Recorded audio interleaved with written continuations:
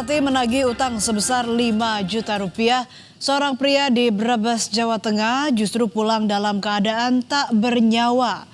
Langkah kakinya yang semula penuh harapan untuk membawa pulang uang yang seharusnya jadi hak miliknya justru berakhir tragis di tangan orang yang ia percaya. Hanya karena si peminjam gelap mata saat ditagih utangnya. Sebuah rumah kosong di Desa Sukareja, Brebes, Jawa Tengah mendadak jadi pusat perhatian warga.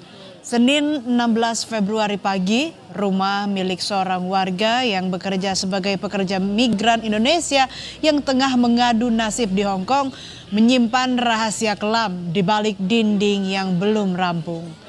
Jenazah seorang pria ditemukan di dalam rumah dengan kondisi tersimpan di dalam sebuah koper.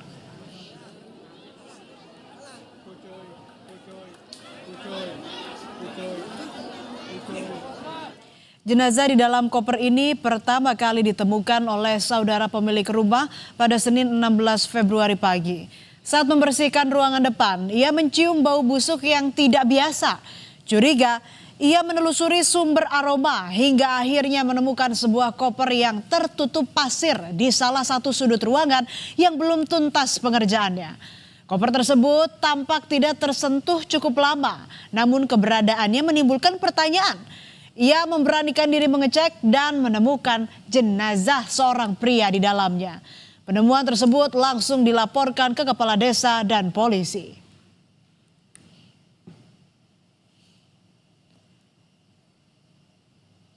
Saudara korban merupakan seorang pria warga desa Pende, Banjarharjo, Jawa Tengah. Menurut keluarga, korban sempat berpamitan pergi ke Desa Sukareja untuk menemui seorang bernama Rokib pada Minggu malam. Namun tak kunjung pulang hingga Senin pagi. Kepada keluarga, korban berpamitan hendak menagih utang kepada Rokib. Keluarga tak menyangka kepergian korban pada Minggu malam menjadi pertemuan terakhir mereka. Rumah si Rokib itu. Ke rumah Rokib, rumah yang ditemukan jenazah mayat ini ya. Dia juga punya utang sih Pak. Siapanya? Si Rokib itu. Punya utang sama bapak kamu. saya. Oh, terus dia mau ke rumah yang dijagain sama Rokib itu. Nah, terus sampai sekarang nggak pulang. Iya. Menurut keluarga, saat meninggalkan rumah pada Minggu malam, korban membawa uang sebesar 20 juta rupiah. Tidak diketahui uang tersebut untuk keperluan apa. Korban dikenal sebagai pengusaha hasil bumi di kampungnya di Desa Pende. Ia juga menjabat sebagai salah satu ketua rukun warga yang dikenal sebagai sosok yang baik, sering bersosialisasi, ramah, dan tak pernah ada masalah dengan tetangga.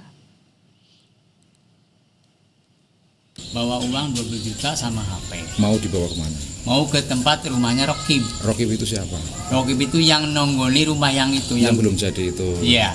Nah, terus sampai sekarang belum pulang. Belum pulang. Terakhir dia kelihatan kapan?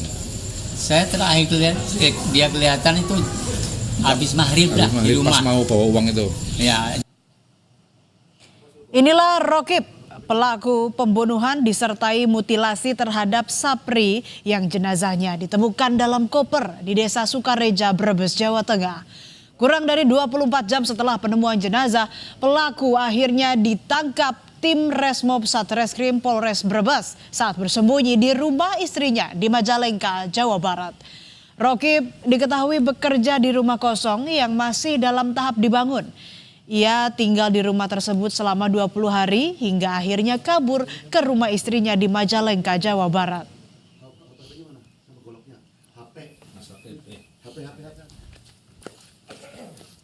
Kepada polisi, pelaku mengakui perbuatannya. Menurut pelaku, korban datang pada Minggu malam ke rumah kosong yang saat itu ia tempati di Desa Sukareja, Brebes. Korban datang malam hari seorang diri untuk menagih utang sebesar 5 juta rupiah kepada dirinya. Saat menagih utang, antara pelaku dan korban sempat terlibat cekcok. Menurut pelaku, korban sempat menampar dirinya.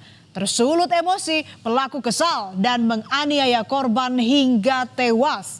Untuk menghilangkan jejak, pelaku menyimpan jenazah korban ke dalam koper dan menutupinya dengan material pasir yang ada di dalam rumah kosong tersebut.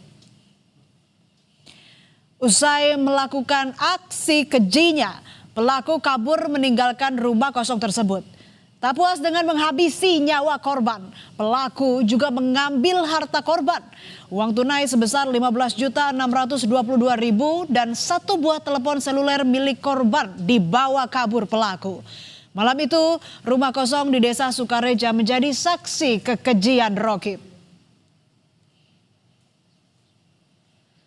Dari pemeriksaan polisi, pelaku Rokib mengaku dirinya nekat menghabisi nyawa korban karena emosi saat korban menagih uang sebesar 5 juta rupiah kepada dirinya Minggu malam. Emosinya memuncak usai pelaku dan korban terlibat cekcok. Korban sempat menampar pelaku sehingga pelaku tersulut emosi dan menghabisi nyawa korban. Dari hasil otopsi, korban meninggal karena pukulan benda tumpul. Pelaku dijerat dengan pasal berlapis, yakni pasal 479 dan 458 KUHP dengan ancaman pidana masing-masing 15 hingga 20 tahun penjara. Ini merasa kesal dan juga emosi saat ditagih hutang. Jadi pada saat ditagih hutang ini, korban memang sempat menampar pelaku sehingga tersulut emosi. Kemudian pelaku itu mengambil batu yang ada di dekatnya, kemudian memukulkan ke bagian kepala, kemudian bagian dada, dan juga ke bagian tengkuk, sehingga korban meninggal dunia. Persoalan utang piutang seringkali memicu konflik. Pertemanan hingga persaudaraan seringkali berakhir karena utang piutang. Karenanya butuh kesepakatan antar kedua pihak. Munculnya permasalahan dalam penyelesaian utang piutang harusnya diselesaikan dengan kepala dingin. Jangan sampai emosi sesaat dalam penyelesaiannya malah membuat silaturahmi terputus, apalagi bisa berakibat hilangnya nyawa. Tetap bersama kami di Berita Utama, usai jeda ada informasi.